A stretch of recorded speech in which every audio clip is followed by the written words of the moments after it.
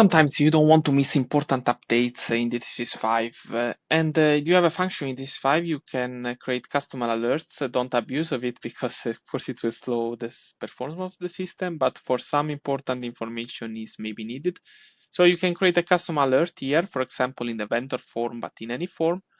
And then you can say the table name. For example, I can choose the fields currency, or like whenever a record is being. For example, I can say whenever a new record is created, and then I can say account vendor account. It look as change record has been created, for example, and in this case it's all fields, okay, and then no end date, then please send me an email, a vendor has been created, okay.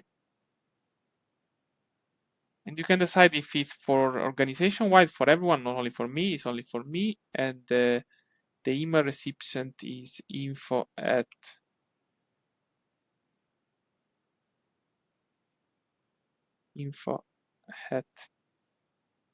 D365insider.com. It will not arrive because I think I have some problem with my email, but it's so whenever I create a new record, then test, I save it. It should send an email to my email. Or I could also create a custom alert whenever not a record has been created, but a record has been deleted also. Or just one moment, I need to find the field currency, for example. Record event exchange is set to or exchanged. It could be also is set to euro, for example. Let's say when the currency is changed, no end date, send an email. Currency for vendor has changed.